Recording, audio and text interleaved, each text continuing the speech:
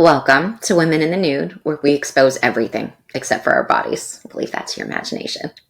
Thank you guys for joining my second Q&A episode.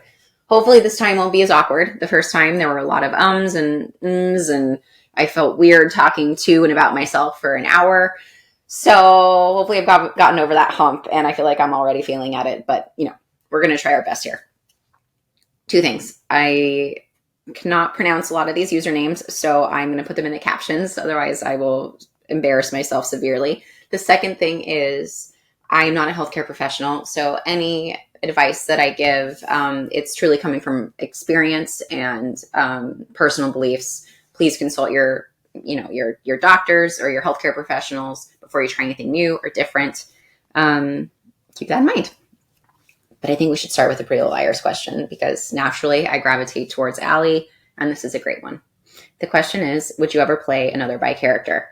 Spoiler, the answer is yes. I'm very protective over Allie and that journey, and I grew up with her. I started when I was 12. Pretty Little Liars shot when I was 12, and then we started the first season when I was 13. So I grew up with her. I learned a lot about myself playing Allie, and I got to connect with a community, an amazing community all over the world. The LGBTQ plus community welcomed me with open arms. We were in that journey together. We were all fighting for Emerson, and it's something that I hold very dear to my heart.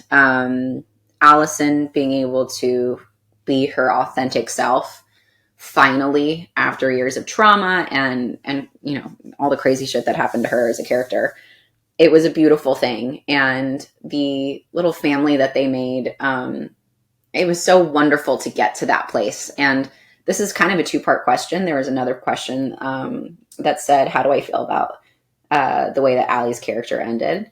And so I'm going to rope that into this one.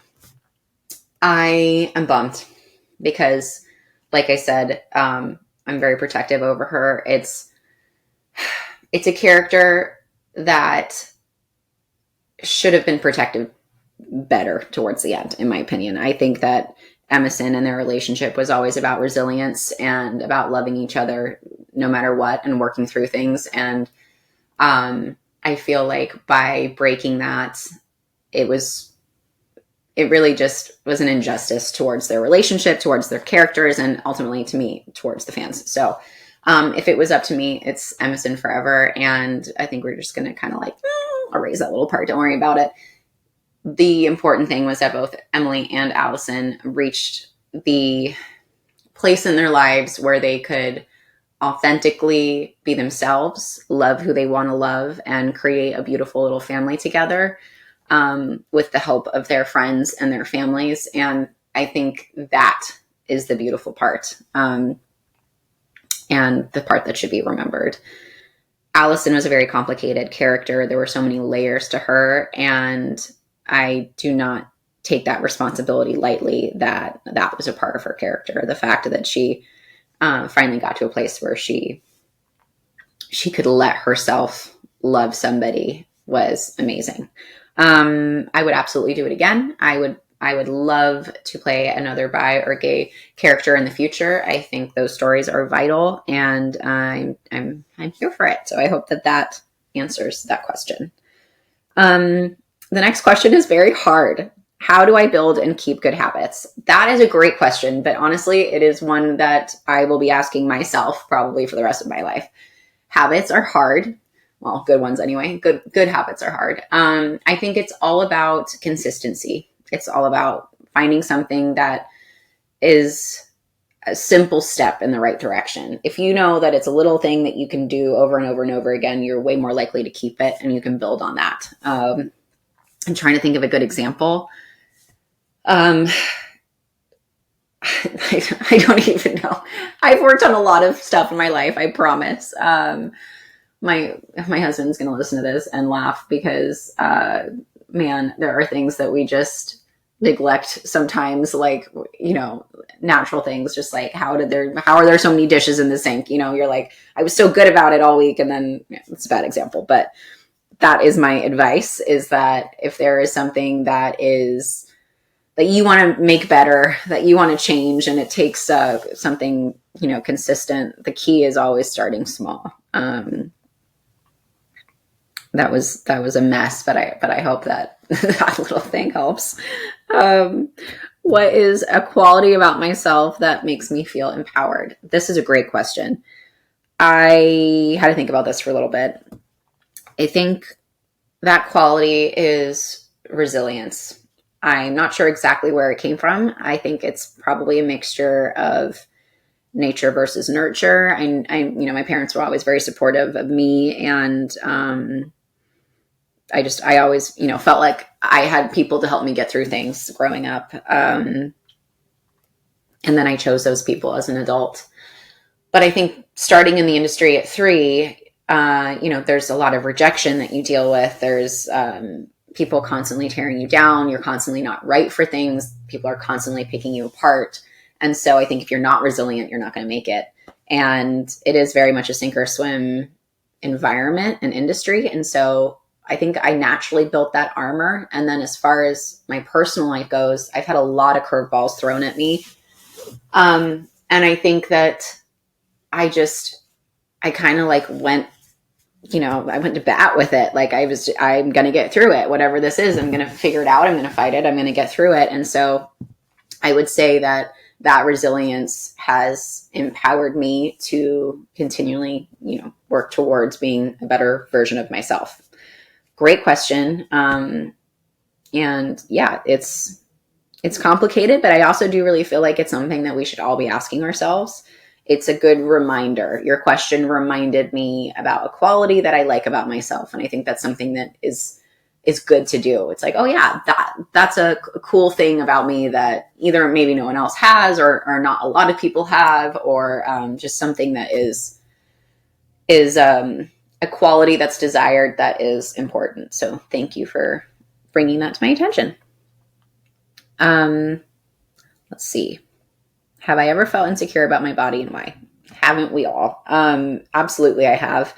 Still do. I don't think something that you ever just kind of get over. It would be nice to be like, oh yeah, you get to a place where everything's fine and yeah, I can do, whatever and not care. I think it's a human thing to care to some degree. I definitely have insecurities about my body. And they've been different at every stage of my life. I feel like when you're a kid and you first start to realize that people are looking at your body, whether that's someone you have a crush on, or, you feel like somebody makes fun of something on you, or, whatever it is. It all starts small like that when we're a kid, and then that grows and builds, and then we become adults and we see everybody now online or in magazines or in movies or whatever it is. You start comparing yourself, and it's that comparison game that just destroys confidence. And it's a bummer, but I don't think anybody is safe from it, no matter what they say. Everybody is insecure about their body in some way. It might not even necessarily be as far as a physical attraction comes from. It might be something that they wish that they could do that they, for whatever reason, can't. It's a very personal question. We all have those insecurities. And a large part of my PCOS journey was, very frequent, crazy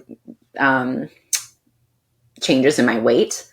And I feel like that's hard to deal with no matter what. And I'm never going to compare myself to somebody else and say that mine is better or worse.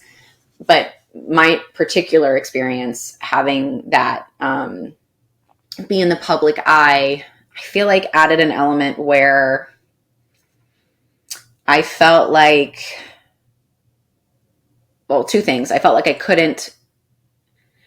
had to figure out a way to not care about it. And that ended up really just being suppressing it for a small amount of time. But then I also had to go to work and had to be put in clothes and had to be on camera. And so it was this fight of where I feel like we all kind of do this, where we're it's a defense mechanism where we're I don't give a fuck what anybody thinks. And I also think that that's totally a lie. Of course I care what people think. I think it's now more about channeling it into productive places, or not letting it control your life. So yes, I've been and am insecure about my body. Becoming a mom, your body changes. So like my PCOS journey, finally getting my hormones balanced, getting to the place where I'm at now, feeling confident in how strong my body is.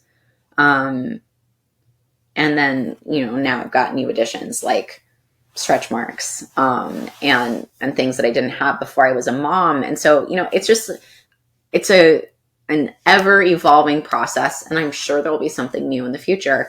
And I guess you get to a place where it's okay. Am I still affected by it? Yes, absolutely. I would never sit here and say that I'm not. But is it okay? Yeah. It's okay because my body's done amazing things. I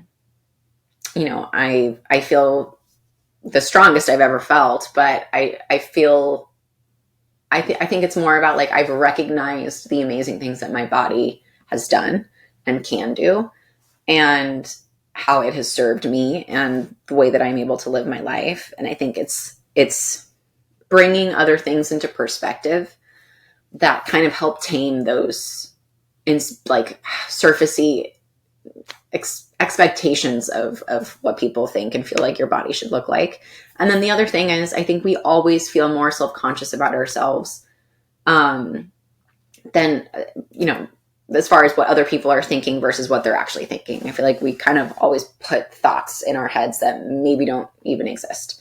So it's a very complicated journey that I think we all go on. Men, women, anybody, we all go through insecurities with our bodies. Nobody is safe from it, like I said. And it's about getting to a place in your life where you are kind of comfortable in that insecurity, as weird as that sounds. And not, I feel like, also putting too much pressure on yourself to get over it. It's okay. Yeah. Like, yeah, I've got stretch marks. Yeah. Like my body looks different. Yeah. I'm walking around looking photoshopped, but none of us are. And that's okay. Would there be things that I would change? Yeah. But it's not crippling for me, at least at the moment. There have been times in my life where it absolutely was. So it's definitely an ever evolving journey. And that's my answer for now. Let's see. How do I balance work and travel with a kid? I got a version of this question multiple times, so you guys definitely want to know about it. It's not easy. I will say that Hendrix is a great little traveler. I think it's because we've traveled with him since he was little. We would, especially during COVID, because there wasn't anything to do, we'd stick him in the car and we would just drive. And we've done road trips, and he's been on so many planes. It's ridiculous. And so he's just naturally, I would say, easier to travel with than maybe a kid who hasn't traveled as much. Traveling's hard for anybody. So it's amazing that he can, sit on a plane for hours and, not be a complete crazy person. He obviously does what every kid will do, which is wants to keep the front of somebody's chair, and he wants to run around and all those things, which I get. And but for the most part, he's pretty chill. So we have a chill kid in that respect. So it does kind of alter our travel experience. So I appreciate that. Thanks, Hendrix, for that. And other than that, though, the work travel thing is hard. Thankfully, Hudson's able to work and travel at the same time with me. So the fact that the three of us can go everywhere together is a huge blessing. I don't know what I would do if we would have to be separated every time that I would work. That would just be horrible. So we are so lucky that we can kind of take our family anywhere. And it's a lot of prep. Kids come with a lot of stuff. And so it's making sure that you have everything, and it's getting better at that. I've now learned the things that I need to take with me, the things that we can just buy wherever we are, like I don't need to pack an excess amount of diapers. We can just get diapers when we get there. It's those little things that you kind of get smarter about the more that you do it. But I try to always look at it as fun. There's fun to be had. So even if you're traveling for work, there's still fun to be had with a kid somehow. It's hard, but it's worth it. And I remember traveling as a kid. My earliest memory was, I think, 18 months old. So my parents also traveled the world for work. And so I remember being in Nice, France, going to a French English school when I was 2. Those things are vivid for me. And so I hope that I'm giving that to Hendrix as well, that he has these little little core memories that he can look back on, that he looks at fondly, like I do. So that's my hope. So it's hard, it's worth it. And my tricks have literally just been getting better at organization and thinking practically.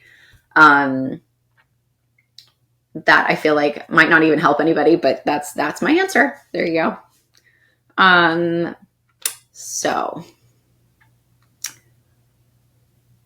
okay, this kind of ties into another question that I've already answered, but I definitely do want to answer it. So, how am I so confident? How do I react to hate? So, it kind of goes in with the resilience question. I'm thankful that you feel that way about me. I am confident. I do feel like I'm a confident person. But that has also taken work. Again, with acting, you have to be confident to go into a room and, especially as a kid, act in front of all of these adults who are just kind of like quietly looking at you, waiting for you to do something. You have to have a certain amount of confidence to do that. And I think for me, it built up around that. It's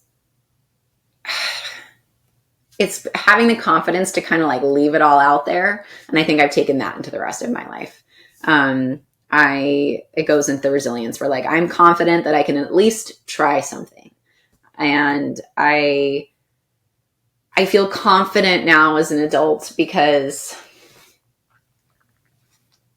fear sucks, like I still work through little things. There's definitely things that I'm sure still fear that I can't think of right this very second, but like it's a confidence boost when you get over something that you thought you couldn't do that you can. And again, with the habit thing, it's little things. Everything is like a little baby steps to get going in the right direction. I am definitely not confident always. Sometimes there are times where I feel inadequate or feel like something isn't my strength. And that's okay. Being confident all the time is suspicious. I think that's ultimately called narcissism. So there's a very big difference between the two. I'm confident that I can figure something out. I feel confident in the fact that I can at least try something. And I think that's what's important. As far as reacting to hate, that's a really tough one. Hudson, who just obviously is with me 24/7 pretty much, he definitely sees my true reaction to people giving me hate versus what I put out there. And I say that because everybody processes negative reactions or attention differently. My preference is to talk about it with somebody that I trust, process it, and handle it from there. So Hudson is the person that I trust the most. And so if I see something that has made me upset, I talk to him about it and I give my true feelings on it. And then he's really great at listening and offering advice if I ask for it or need it, and giving me that reassurance that, I would say 99.9% of the time, anybody that says something to you that's super negative is also incorrect. So it's helpful to have somebody to talk to. That's the biggest thing. and processing it, and then having somebody be able to give you perspective on it, or just taking a moment to gain perspective on it yourself. I think those are the keys. And then responding responsibly. So as far as online hate, it's also complicated. Does that person even think that you're going to see it? In my case, probably not. I feel like there are a lot of people that hide behind their keyboards, and that's such an old thing to say now. I guess it's still a keyboard on a phone. They hide behind their phones or their computers, however you want to put it. And they comment on things or they say things, and I feel like so much of the time they don't even think that you're going to see it. It's like an outlet for like saying a snarky comment, or like for whatever reason it gives them quick gratification. I don't know what it is really. But I think it's nasty. But I think it most of the time comes from a place of them, like they would never actually be able to say that to your face. I still think that stands, that most people that say shitty things to you online would have a really hard time saying it to your face, which is pretty cowardly. I also think that most of the time it, like I said, for gratification, it makes them feel good in the moment, makes them feel better about themselves. So with that perspective, their comment doesn't matter. When somebody says something to your face that is full of hate, that is a totally different story. And again, this is a very, a personal thing. It's a personal way to handle it. I've grown up seeing lots of different responses to hate or to threats or to arguments. And out of experience, to me, the best way to handle any sort of hate is de-escalation. You are not any less of a person for diffusing a situation or understanding that there is no good to be had in that situation. I think there's a difference between setting a boundary and standing up for yourself than violence. And then on the other flip side, letting something bad happen because you are afraid. It's a spectrum. And I don't think it ever helps anyone unless you are protecting somebody else to engage in hate. I think it is always a better decision to de-escalate a situation and remove yourself or remove people that are that shouldn't be in that situation. Again, I hope that helps. I don't know. I feel like I'm just saying things now. How do you deal with guilt of outgrowing people? This is a great question. And it's also a very difficult question. It's a very personal question. Everybody feels differently about this. A human reaction, and also maybe a generational reaction, this previous generation. Usually people, I feel like, especially when it comes to family or people you've known a long time, there's this this feeling of guilt or responsibility to stay in those relationships. And I think that's really unfair and negative. I think that recognizing that some relationships are worth working on and some relationships aren't is very important for your own mental health. Family is difficult. It always is. Family is never easy. And I feel like we are often really guilt-tripped into being close with family members because they're your family, because they're blood. And often that leads to a lot of negative situations. And it kind of just gets worse with generations unless it's fixed.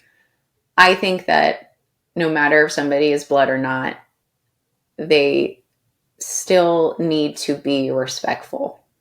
They don't get a pass because they're family. They don't get to hurt you and, abuse your relationship in whatever capacity because they're family. That should not be okay. I think that every relationship needs to have its boundaries, and there needs to be respect in those boundaries. there needs to be love in that relationship, platonic or not. And you don't have to be in everybody's life, and they don't have to be in yours. So if there's so much history there and you don't feel like you can get over it, and you just feel like that person either doesn't respect you or wants too much from you with nothing in return, or is wanting you to become something that you're not for their own benefit, or doesn't like the good change that you're doing in your life because it's inconvenient for them. If any of those things sound familiar, work through your guilt and move on out of that relationship, because it is not worth it to stunt your own growth just so that you can be somebody's like minion or convenience or shoulder with no actual return. Like, friendship is about community, not about using people. So I think that's always something to keep in mind. You are human to have guilt, because that means that you not only actually felt something for that person, but you also are, you care about their feelings to a degree that you don't want to hurt them, even though they're hurting you. So you're human. Congratulations. Good job.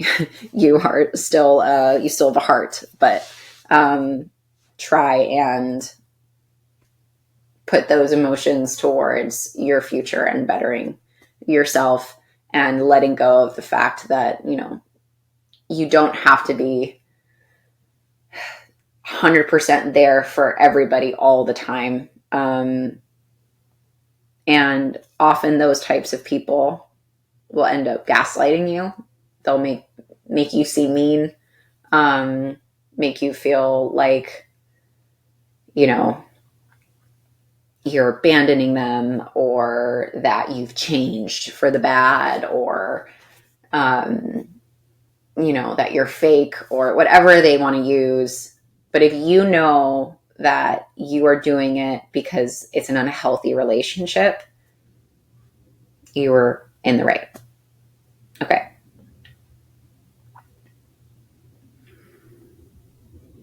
So, my favorite moment about Image of You. So I have a new movie coming out, which I'm super excited about. I don't know the release date yet, so you can't get anything from me on that side, but it's called Image of You. It's based on a book by Adele Parks. It's a really, really, really fun book. And it's a kind of a psychological thriller. I play twins, which is kind of a nod to Allie, actually, because they're, we've always hinted towards twins in PLL, but it's kind of that angel and devil on the shoulder feel. One twin is really bad, one twin is really good. And honestly, it's such a fun story that I want to tell you all of it, but I won't. I will refrain. It is a story that when I was reading the script, I thought it was going to go one way, and I did not see that twist coming. And I'm usually really good at that stuff. So I was genuinely, pleasantly shocked and surprised when I read the script at the outcome. And I think it's brilliant. And I had such a fun time working on it. The guy that plays my love interest, Parker, he is a sweetheart. And we've had such a good time filming it in Utah. And the crew was amazing. And it really was a super fun experience. But the twin thing is awesome because we got to use really fun twin tech. And you see me in the same shot. And it's amazing how they do it. And that was really, really, really fun. I got to be two people, obviously. So I had to create a different walk for each of them. Totally different personalities, different tones of voice, different things that they do with their hair, different body language, to really sell it. And I hope it works. I've been told that it has, and everyone's really excited about it. So I'm thrilled. It's going to be really fun to see all of that twin tech. I hope you guys really love it. And I sure loved it no matter what. It was such a fun experience. And it felt really fun to be in a new place and with a great crew. And I met so many cool people. So I think ultimately you guys are going to love it. And it'll be a fun new twin journey for you to see me on. Okay. Do I have any resolutions? So I had not thought of any 2024 resolutions until this question. So thank you for bringing that to my attention as well. I don't know. Funny to kind of call back to that other question about habits.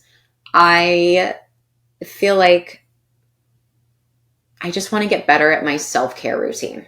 So I preach about it all the time. You know, I'm always like, take care of yourself and do what you need and all that real great, good advice that I put out there about taking care of yourself so that you can take care of other people.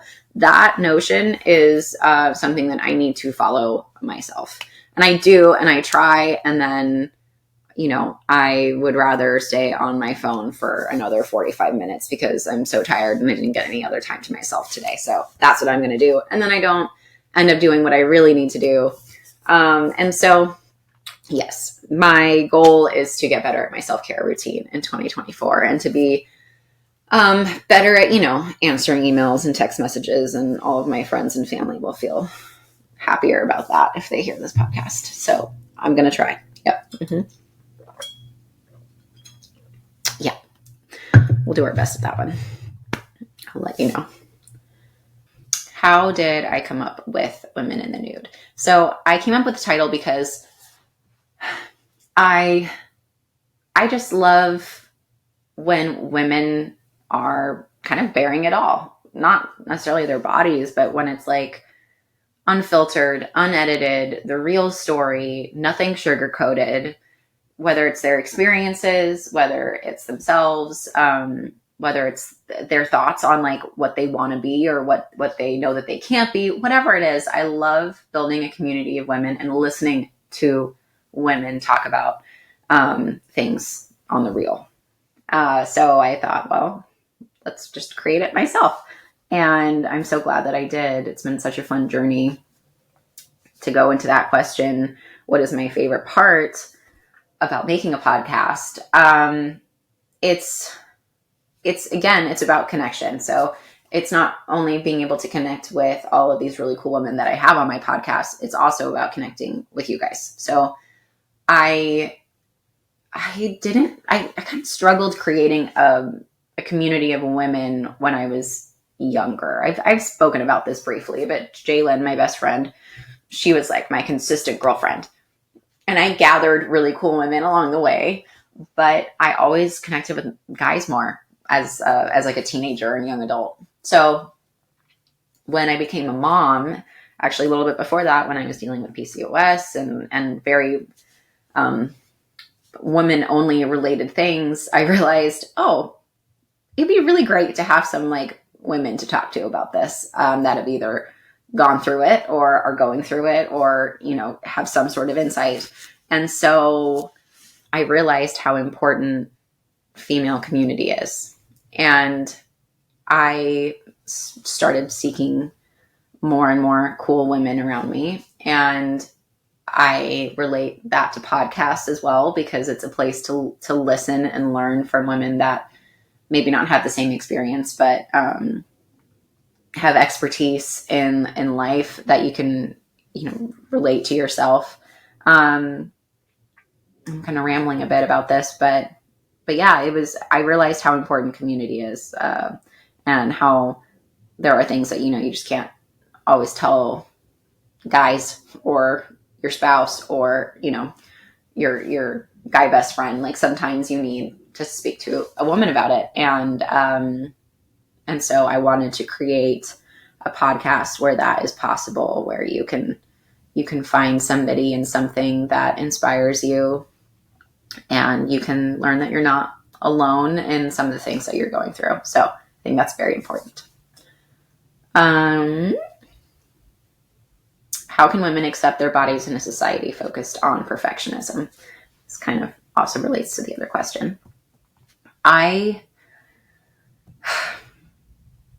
This is it should be such an easy question. It's not an easy question. I wish it was easier. Society has made it almost impossible to accept our bodies, because I was actually just thinking about this the other day. I read this really hateful thing that somebody had written on another girl's page about the way that her body looked. And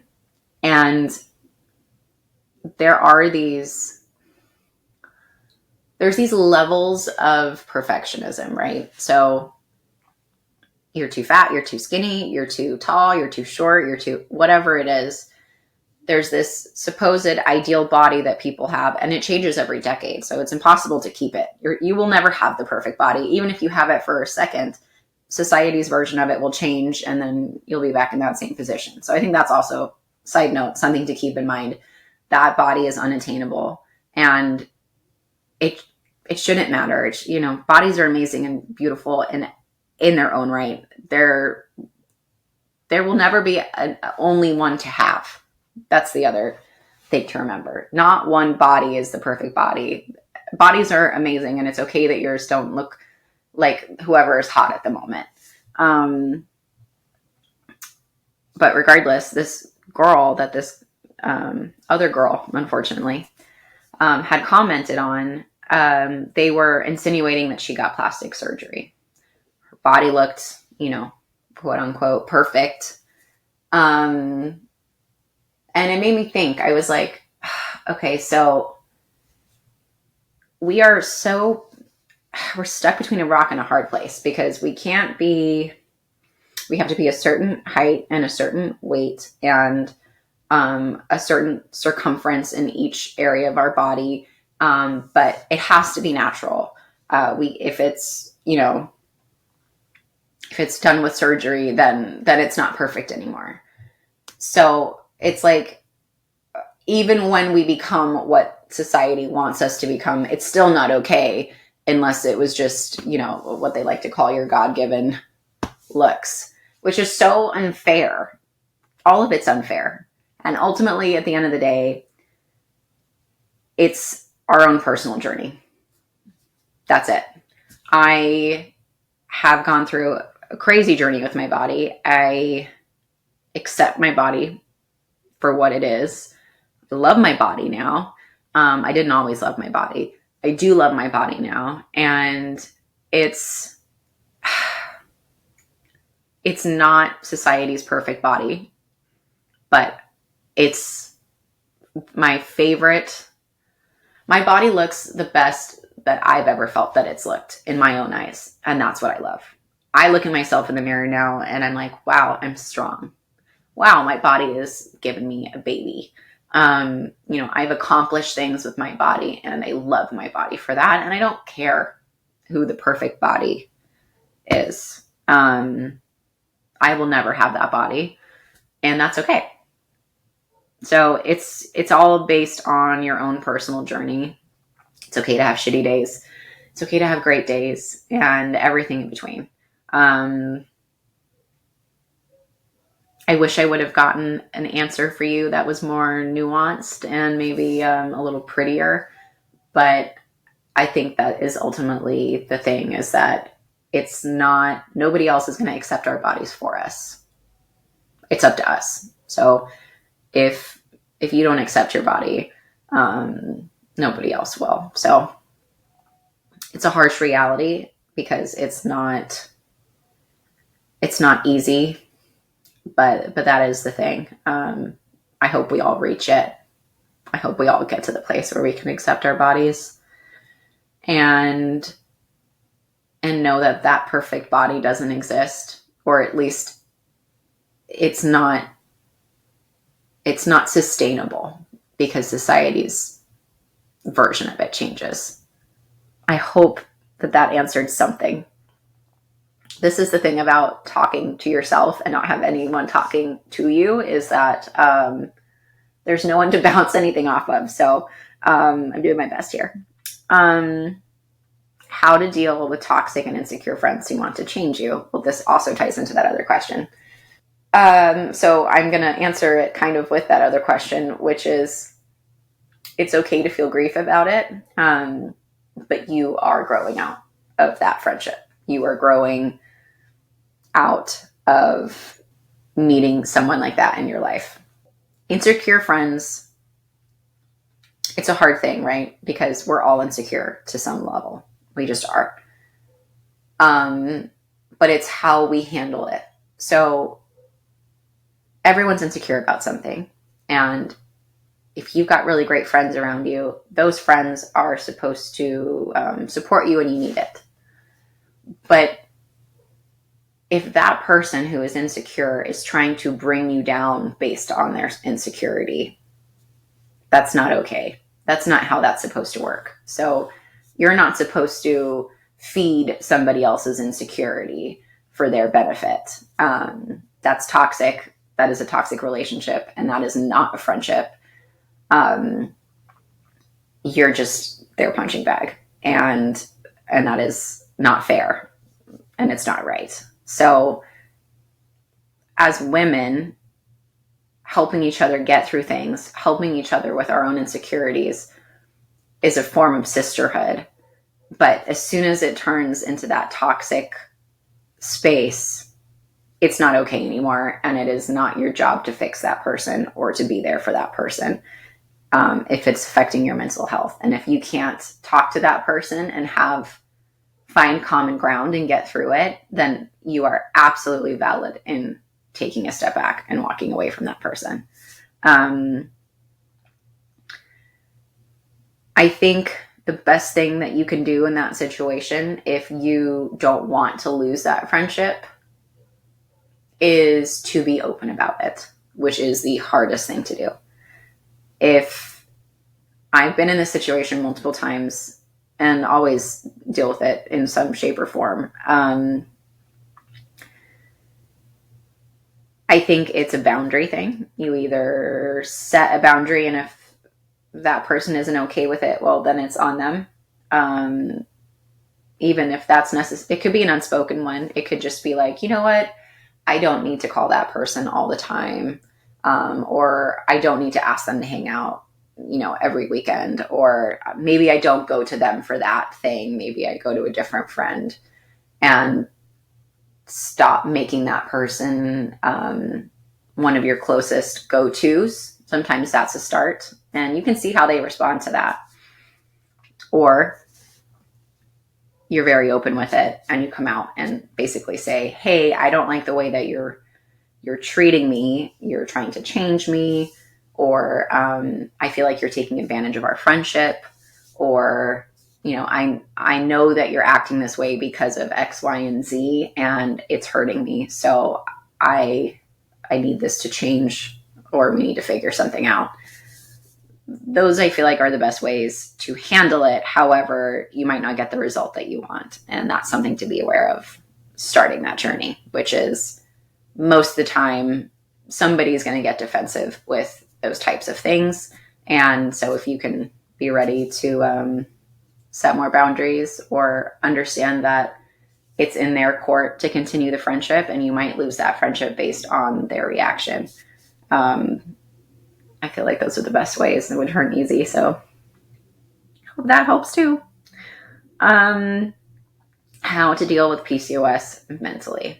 So I feel like the PCOS mental journey is just as hard, in ways harder than the physical journey, for multiple reasons. Mentally, you feel like you're battling a battle by yourself because your body is wreaking havoc, and it's hard to explain to people who don't know what it's about. You often feel like doctors aren't listening to you. It often goes undiagnosed. You feel like you're going crazy. It's this feeling of not being validated, and that's frustrating in itself. If you have PCOS that shows on the outside, like excessive hair growth or excessive weight gain, or acne, like cystic acne, those things, because those are so visual, it affects you mentally in that way as well. And, you feel like everybody is can see your illness essentially. And it's very violating. PCOS is a very violating disease. And that is extremely, extremely difficult for your mental health. And it's really the only thing that helped me was talking about it with people that I trusted, vocalizing what I'm feeling and of writing it down and knowing that like I cannot be crazy. Like these things are happening to me and what I'm doing versus what I'm getting is not adding up. And also, often the medications or the things that we're put on for PCOS can make us feel weird emotionally. Birth control is one of those. It can make you feel crazy. So that adds to the mental strain of PCOS. Also, your hormones in general being messed up with PCOS makes you react in a different way. And so, that battle is extreme. And to me, the only way to master that is to find good people to talk to, people that you love, that you're close to, a professional, and never stop trying to find a doctor that is right for you. There are so many PCOS resources online as well, whether that's PCOS nutritionalists, whether it's apps, in general, always looking up what you're feeling, to try and find answers. That is the way through the PCOS craziness, is community and resilience to figure out how to maintain it and make it better and hopefully get to a place where it's dormant. You are not alone. I will always be on this journey with you. That's for sure. I think that's probably a good way to end this episode. You guys, there are so many here and I love it, but I think we're going to cap it here for this episode and we will do many more.